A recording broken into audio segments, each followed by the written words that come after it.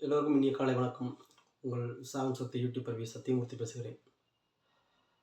தமிழகத்தில் தற்பொழுது சமூக வலைதளங்களில்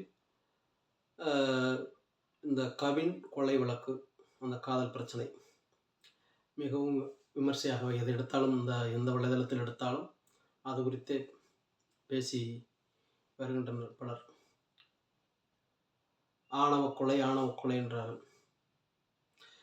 இந்த சாதிக்கும் அந்த சாதிக்கும் நடந்ததை மட்டுமே, அதாவது தேவேந்திர குல வேளாளர் அவர்களை தாக்கும்போது மட்டுமே ஆணவ கொலையாகவே எண்ணுகின்றனர்.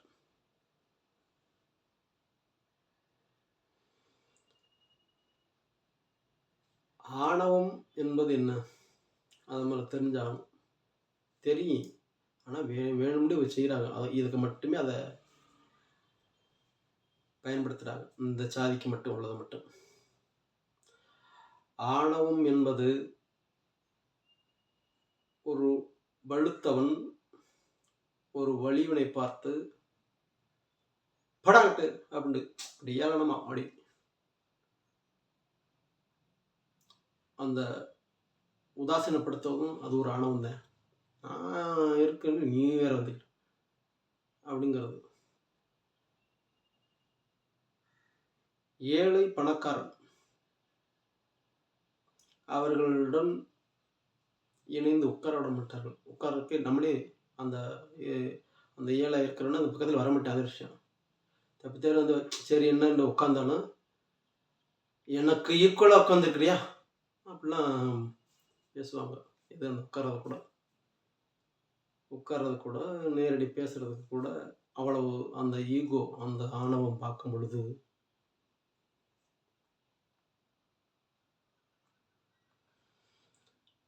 அதோடு ஒரு உறவுக்குள்ளே ஒரு ரத்தம் உடன் பிறந்தவர்களுக்குள்ளேயே அக்கா தங்கை இல்லாட்டா அண்ணன் தம்பி இவளுக்குள்ள அக்கா தம்பி இவளுக்குள்ள சம்பந்தம் பண்ணும் பொழுது, சம்பந்தம் பண்ண நினைத்தால் அவர்களுக்குள்ள ஏற்ற இறக்கம். ஒரு தங்கச்சி இப்போ பெரிய பணக்காரனாக இருக்கும், அந்த அண்ணன் ஏழையாக இருப்பாங்க. ஆனால் சம்பந்தம் பண்ண நினைக்கும் பொழுது இவங்க என்ன சொல்லுவாங்கன்னா, என் பிள்ளை இருக்கிற இருப்பேன்னு நீ என்ன வேலை பார்த்துக்கிட்டு இருக்க, கூலி வேலை பார்த்து கஞ்சி குடிச்சிக்கிட்டு இருக்க, உன் பிள்ளைக்கு என் பிள்ளையை கேட்கலாமா அப்படிலாம் பேசுகிறாங்கல்ல, நடக்குதுல்ல. அது ஒரு ஆணவம் தானே. ஒரு இனத்துக்குள்ள ஒரு ரத்தம். மாப்பிள்ளை பிரச்சனை வர முடியாதும்பாக, இதும்பாக வெட்டி உயிர் பலி எடுக்கலையா, அது ஒரு பெரிய ஆணவம் தானே. அது ஒரு இனத்துக்குள்ள தானே. அதெல்லாம் உங்களுக்கு தெரியலையா? இப்போ சமீபத்தில் நடந்திருக்கியா, அந்த கடலாடி வட்டாரத்தில் நடந்திருக்கு. மாப்பிள்ளை பிரச்சனை கொண்டுட்டாங்க. நான் நினைச்ச பிள்ளை மயங்கட்டில் மயனை ஒதுக்கி வச்சிருக்கிறாங்க, அப்படியே நடந்திருக்கு. உட்கார விட மாட்டேன், ஈக்குவலாக உட்கார விடுறதுக்கு அந்த ஈக்குவை பார்த்துக்கிட்டு அந்த ஆணவம் பார்த்துக்கிட்டு அதையே பெருசாக நினைக்கும் பொழுது, தன் பிள்ளை இப்படித்தான் வர வேண்டும், இவனிடதான் வாழ்க்கையை அமைக்க வேண்டும் என்று எண்ணி கனவு கொண்டு வியர்வு சிந்தி கனவுல இருக்கும் பொழுது, என் பிள்ளை நல்லா வரணும், சந்தோஷமா இருக்கணும், அது இவனோட இருந்தாத்தான் இவனுக்கு கட்டி கொடுத்தா நல்லா இருக்கணும், அப்படி அந்த எண்ணத்திலே வளர்த்து கொண்டிருக்கும் பொழுது, எங்கிருந்து வந்தவன் மாற்று இனம், முக்கியமாக இரு இனத்துக்கு இடையே ஒரு பயங்கரமான பகைமை இருந்து வருகிறது. அந்த பகைமை மறந்து மீண்டும் இரு இனத்துக்குள்ளே ஒரு நல்லுறவு, அதாவது ஒரு இணக்கமான உறவு வந்து கொண்டிருக்கும் பொழுது, அதனை பிரிக்கும் விதமாக திட்டமிட்டு இவர்களிடத்திலே சம்பந்தம் செய்ய வேண்டும் என்று அந்த செயல்படுவது, அது எந்த விதத்தில் நியாயம்? காதலிக்கலாம், யாருக்கு காதல் வரும் இல்லைன்னு சொல்ல முடியாது. யாருக்காண்டு சொன்ன மாதிரி அது சாதி பார்த்து வர்றதில்லை, உறவு பார்த்து வர்றதில்லை, மதம் பார்த்து வர்றதில்லை. ஆனால் பெற்றோர்கள் பிள்ளைகளை வழிநடத்தும் பொழுது எப்படி வழிநடத்த வேண்டும்? மாற்று இனத்தை காதல் என்றே வழிநடத்த வேண்டுமா? நீங்க சொல்லுகிறீர்களே, ஐயோ அவங்க வெட்டுவாங்க, இன்னும் காட்டு மிராண்டித்தனம் தான் இருக்கிறாங்க அப்படின்ட்டு உங்களுக்கும் தெரியுது. அப்ப நீங்க உங்க பிள்ளைய பலி கொடுக்க நினைப்பீர்களா? நல்லதொரு பதவியில் அமர்த்தி அழகு பார்க்க நினைப்பீர்களா? அப்ப நீங்க என்ன செய்யணும்? எப்பா காதல் கர்மாதன்னு சொல்லிட்டு அந்த சாதியெல்லாம் நம்ம பழகக்கூடாதுன்னு சொல்லணுமா இல்லையா? பிரச்சனை இருக்குல்ல, பிரச்சனை இருக்கு. அது நம்மளுக்கு ஒத்து வராது, பிடிக்காது. சும்மாவே பகைமையா இருக்குது. மீண்டும் அது ஒரு பகைமை ஏற்படுத்துறப்ப பிரச்சனை ஏற்படுத்திடாத, நம்மளுக்கு ஆகாது அப்படின்னு சொல்லணுமா இல்லையா?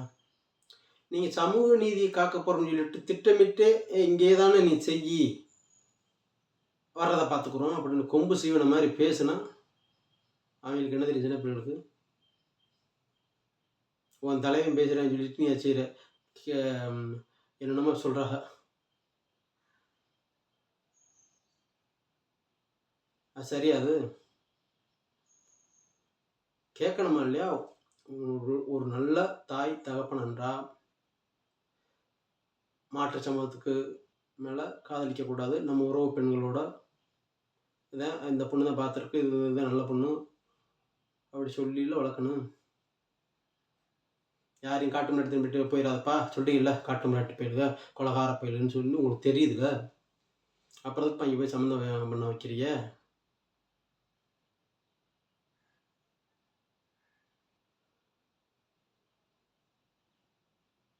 உடன் பிறந்தவர்களையே ஏற்றுக்கொள்ள மாட்டேங்கிறாங்க, உயிர் எடுக்கிறாங்க. உடன் பிறந்தவர்களையே ஒரு மாற்று சமூகம் பழங்காலமாக ஒரு பகைமை உணர்வு வந்து கொண்டிருக்கிறது இருக்கிறது. அந்த இடத்துல நீ திட்டமிட்டு போய் செய்ய நினைக்கிற, இது ஆணவ கொலையா? அவன் ஆத்திரம்டா. அவன் பெத்த பிள்ளையே எப்படிலாம் உயர்வா கனவு கண்டு வச்சிருந்தேன். நீ காதல்ன்ற பேர்ல அந்த அறியா உணர்வு தான் அது காதல்ங்கிறது, பக்குவம் இல்லாத உணர்வு. அதை வச்சுக்கிட்டு நீ பாட்டுக்கு கடத்திட்டு போனா எப்படி? அப்போ தாய் தப்பை போயிட்டு வண்டிலா, அடுத்து என்னென்ன வேணும் இந்த சீர் செய்ய நாங்கள் வரோம் அப்படின்னு நான் சொல்லுவேன்.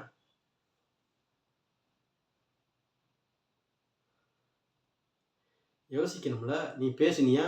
பெத்தவகிட்ட பேசுனியா? உன் பிள்ளைகிட்ட சொன்னியா? அடையுது நம்மளுக்கு ஒத்து வராதுன்னு சொன்னியா? பேசியதுண்டா? பெண்ணோட தாய் தப்பனை தான் பேசணுண்டா, இல்லை உன் பிள்ளைகிட்ட தான் இப்படி கண்டிச்சுன்னு சொல்லியதுண்டா? இல்லையே. வரட்டும், எதனாலும் பார்த்துக்குறோம்னு இருந்தியே. அவன் அவனுக்கு அவன் உச்சமாக நினச்சான் சகோதரியை. அப்போ சகோதரி இப்படி நினச்சி இது போயிட்டாங்களே, கொத்திட்டு போயிட்டாங்களே அப்படின்னு அவனுக்கு ஒரு ஆத்திரம். அவனும் அது அறியப்புறம் அந்த இளமை தானே. உனக்கு எப்படி அந்த காதல் மேலே அந்த ஒரு ஈர்ப்பு இருந்துச்சு, அதே மாதிரி இவனும் நேசிச்சிருக்கேன். சொந்த தங்கச்சி இல்லையா? அவன் எப்படி இப்படிலாம் கரைசக்கு நினச்சிருப்பேன். அந்த கனவுல மண்ணடிப்பட்டா, யாருடைய கனவுலையும் மண்ணடிப்பட்ட கோபம் வருமா வராதா? சின்ன பேச்சுக்கு பொத்துனாலும் வெட்டி பிடிக்கிறாங்க. அப்படி மிருகம் தான் இன்னும் நடமாடிக்கிட்டு இருக்கு, இன்னும் திருந்தலையா? அதை பார்த்து நம்ம விலகணும் இல்லையா? நம்ம உயர்வான நிலைக்கு வரணும், உயர்ந்த இடத்துக்கு போகணும், சமூகத்தில் பெரிய ஆளாக வரணும். அப்படி இருக்கும்போது ஏன் பிரச்சனைக்குள்ள மாற்ற?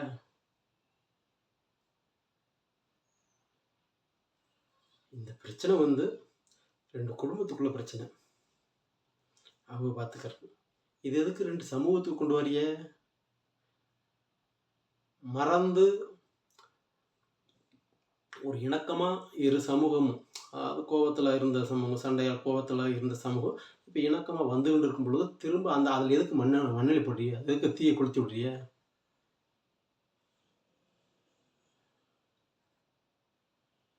இதில் எதுக்கு அந்த அரசியல் கட்சியில் லாபம் பார்க்குது? இந்த திருமாவளவன், இந்த திருமுருகன் காந்திலாம் 4.5 வருஷமாக காணும். இப்போ வராரு, 2 பேரும் செத்தது இந்துக்கள் தானே, இந்துக்கள் காவலர்கள் எங்கே போனீர்கள் அப்படின்லாம் கேட்குறாரு. இந்த ஒரு உள்ளதை இப்போ நடந்திருக்கா? திருமுருகன் காந்தி அவர்கள் 4.5 வருஷம் காரணமே, கூலி கொடுத்து முடிஞ்சிச்சு, இப்போ தான் திரும்ப கொடுத்து உங்களை ரீப்ரெஸ் பண்ணியிருக்காங்களா? ஆளையே காணும். எங்கே போனிய?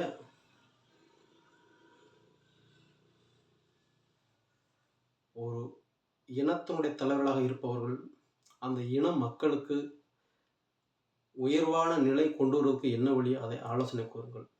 அவர்களுடைய தேவைகளை, கோரிக்கைகளை, அவர்கள் முன்னேறுவதற்கான அந்த தேவைகளை, கோரிக்கைகளை நிறைவேற்றி செய்யுங்கள். அதுதான் இனத்தலைவர் அந்த இன மக்களுக்கு செய்ய வேண்டிய முதன்மையான காரியம். அதை விடுத்து அவர்களை சாதி ரீதியான மோதலுக்கும் மத ரீதியான மோதலுக்கும் செதுக்குவது அது இந்த தலைவர்களுக்கான அழகல்ல.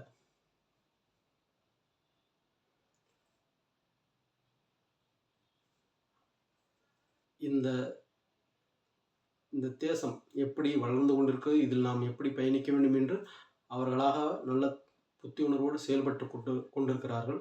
அவர்களை நீங்கள் உங்களுடைய வளர்ச்சிக்காக, அந்த சாதிய தலைவர்களை உங்களுடைய வளர்ச்சிக்காக அவர்களை பிரிவினைப்படுத்தாதீர்கள்.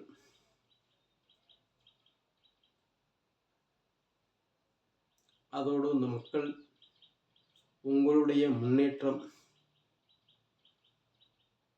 அது சார்ந்த சிந்தனையில் செயல்பட்டு போகும். உங்களுக்கு எது உங்களோட முன்னேற்றத்துக்கு வேணுமோ அதை மட்டும் செய்யுங்க. உங்களோட முன்னேற்றத்துக்கு எது தடையாக இருக்கோ அதை செய்ய விரும்பாதீங்க. அது வேண்டாம். அதுதான் நான் உங்களிடம் கேட்டுக்கொள்வது. அரசியல்வாதிகள் அவர்களுடைய லாபத்திற்காக, அவருடைய உயர்வுக்காகவே உங்களை பகடக்காய பயன்படுத்தினால் அதற்கு இடம் கொடுக்காதீர்கள், விலை போகாதீர்கள் என்பதை இந்த நேரத்தில் கேட்டுக்கொள்கிறேன். நன்றி. பிடிச்சிருந்த ஷேர் செய்யுங்க, சப்ஸ்கிரைப் பண்ணுங்கள். மீண்டும் ஒரு நல்ல ஒரு பதிவு.